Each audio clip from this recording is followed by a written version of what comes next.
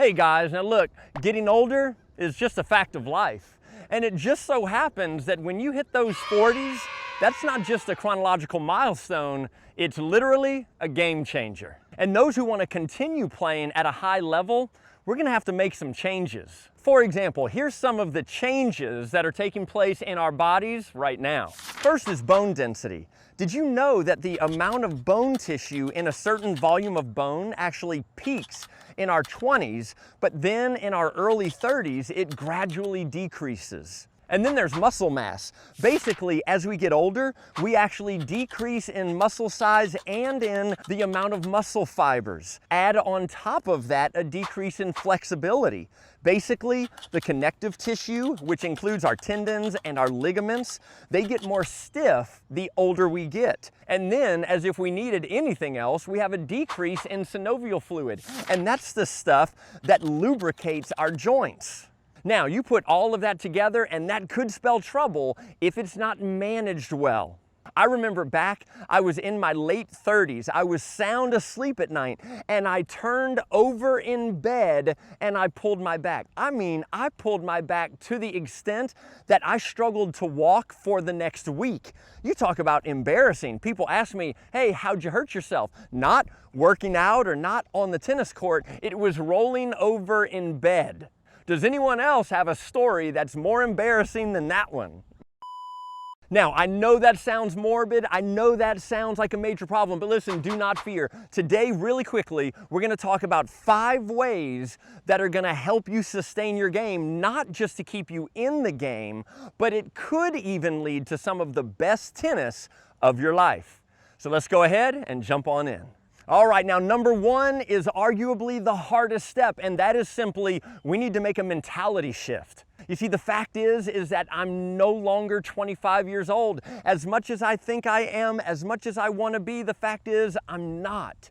And if I try to play like I'm 25, my body will find very creative ways to make sure that I know that that is not the case. Now, the key here will be adaptation. Our strategies have to change. The way we approach the game has to change. So what we're going to do is play smarter, not harder. We're going to choose better battles. We're going to choose better shots. We're going to choose better strategies.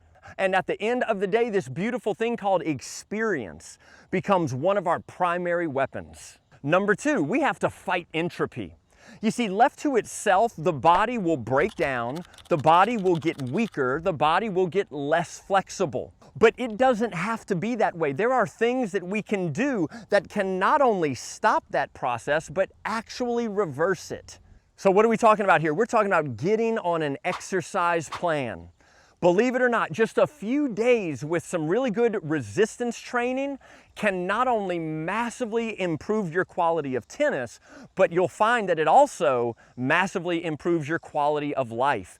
If you have a gym, great. If you don't, you could do workouts from home, but as long as we're doing something to build that muscle, to increase those muscle fibers, you're gonna notice a pretty huge difference. And the same thing is true for flexibility.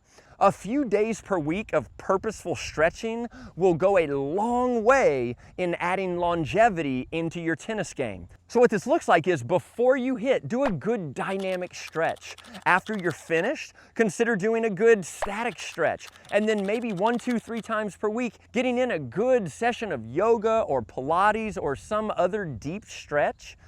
That's not only going to make you better on course, but I promise you this, you're going to feel the benefits in everyday life. Number 3 are poor mechanics. Understandably, poor mechanics are harder to get away with the older we get. See, most of the injuries I've seen are things that could have been prevented. They're too tight, they're gripping too tight, there's a hitch somewhere, they're hitting the ball off balance, and so they tweak their back. All of these things are highly preventable. So what this looks like is we want really good swings. We want clean contact. We don't want to catch the ball late or frame the ball. We want solid movement and really good balance. And by doing so, we're going to add longevity to our games. And on top of that, It's also gonna make us better tennis players. Number 4, we're gonna focus on strategy and tactics. As we mentioned earlier, our goal is to play smarter, not harder. Now, the first way to play smarter and not harder is by adding new tools into the tool belt. We know the 5 controls, right? They are speed, spin, depth, direction, and height. S2, D2, add on an H. I did a video where I think I called that R2D2's brother. Well, basically, the older we get, the wiser we get, and the wiser we get, we start learning how to manipulate each of those more and more. And that is gonna make us a very difficult opponent to play. Now, the second thing is to focus more on placement. So many people today, especially the young people, they think that the modern game is all about power. Guess what? It's not. The modern game, the best players out there, they set points up. They're playing a chess match, and it's all about placement. Now, they have power, but most of the time they're setting up those moments for the powerful shot. And then the last thing with playing smarter, not harder, would be to move efficiently. You see, not only do we need to know where to be, and not only do we need to know when to be where we need to be, but we also need to know how to get there in the most efficient, effective way possible. See, time and energy are just 2 things that we really want to avoid wasting the older we get.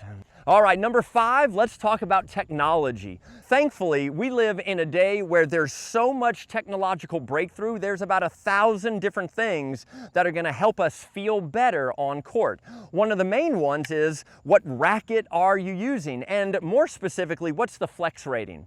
Typically, the higher the flex rating, the stiffer the frame. And the stiffer the frame, the more the vibrations travel down into the body, which could cause a lot of discomfort, wrist problems, elbow problems, shoulder problems. If you want more comfort on your racket, what you're gonna shoot for is a low flex rating, somewhere low 60s into your upper 50s. Now, you might also consider the head size. Typically, the larger the head, the more comfort. And the reason's simple.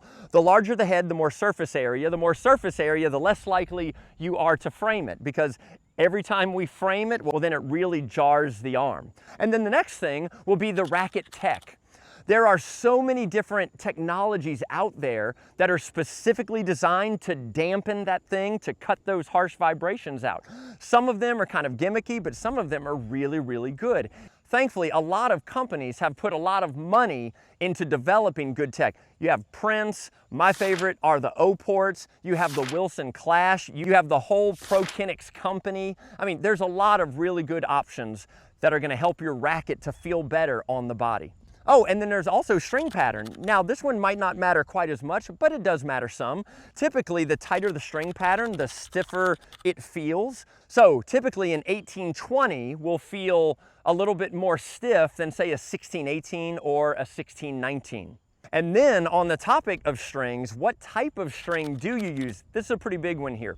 A lot of players use poly, and poly tends to be the stiffest. Now, thankfully, in all of the technology talk, there are stiffer polys and there's softer polys.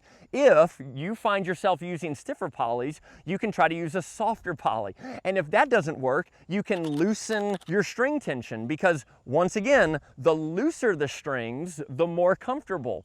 But if polys just don't work for you, you can try something else. You could do a hybrid setup. You can try some different types of strings. You could do some sort of multi-filament. You could do a synthetic gut or a natural gut, if you have the money for it. So what I hope you're seeing here is that just in the technological realm, from the type of string, the tension, the type of racket, the technology, and all of that stuff, there are so many small tweaks that could make a big difference in your comfort on court, which will then turn around into longevity on court. And now for a quick bonus. Listen, and this is arguably the most important one, and that is, listen to your body. Look, pain is the body's early warning system.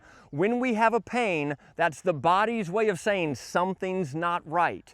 We could get away with dismissing that back when we were younger, but the older we get, we ignore that warning to our own peril. So the next time you're out hitting and your body's trying to tell you something, slow down, take a break, listen to it, because it's so much better. It's so much better to stop that session, give it a good rest for maybe 2 or 3 days, and then get back into it, as opposed to pressing through, and now you have a serious injury, and now you're not out for 2 or 3 days, but now we're out for 6 to 9 months, maybe more. It's just not a good trade-off. All right, guys, well, hey, thank you so much for watching, and as always, I look forward to seeing you healthy on court soon.